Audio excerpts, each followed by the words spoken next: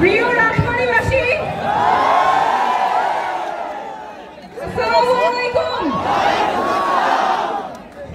পদ্মপাড়ের রাজবাড়ী, শঙ্করের চমচমের রাজবাড়ী,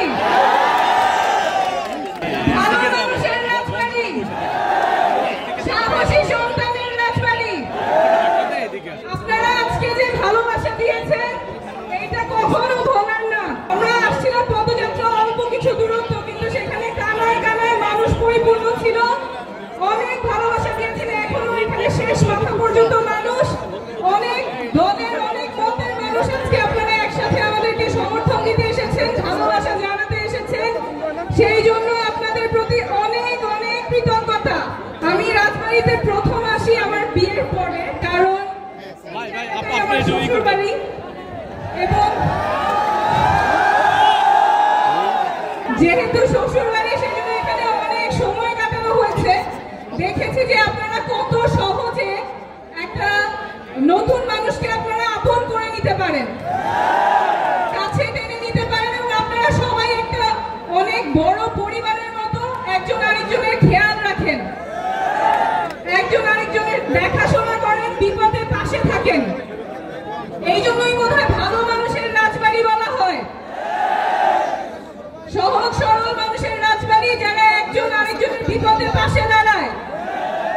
এবং এইটা সামনেও যাতে থাকে, আমরা সবাই সবার বিপদে পাশে থাকবো, সবাই সবাই বিপদে সাহায্য করব। যদিও রাজবাড়ি ভালো মানুষের এলাকা, রাজবাড়ি সবসময় বঞ্চিত। আপনাদের একটা ভালো হাসপাতাল নাই। আমি আপনাদের সদর হাসপাতালে গিয়েছিলাম, সেইখানে দেখেছি রোগীদের কতখানি ভোগান্তি হয়। সেখানে ফ্যাসিলিটিস ভালো নাই, ব্যবস্থাপনা অনেক অব্যবস্থাপনা আছে। আমরা এমন স্বাস্থ্য ব্যবস্থা চাই যেখানে সবার স্বাস্থ্যের জন্য একটা ইলেকট্রনিক কার্ড থাকবে, ওই কার্ডে সব থাকবে, জন্ম থেকে মৃত্যু পর্যন্ত তার স্বাস্থ্যের কি কি সমস্যা ছিল, কখন কোন টিকা পাইছে, কখন কোন ওষুধ পাইছে, কখন কোন পরীক্ষা হয়েছে, সব এক জায়গায় থাকবে। সেটা আপনি বাংলাদেশের যেই হাসপাতালে যান, ডাক্তার আপনার ওটা খুঁজে বের করতে পারবে, তাতে ডাক্তারও ভালো চিকিৎসা দিতে পারবে, আপনারও ভালো চিকিৎসা হবে।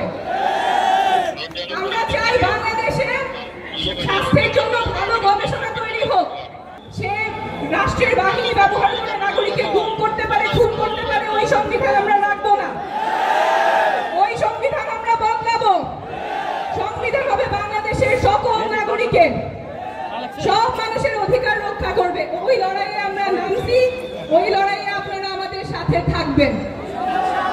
পথ অনেক লম্বা, চ্যালেঞ্জ অনেক, কিন্তু মানুষ যখন জাগে ইতিহাস বদলায়।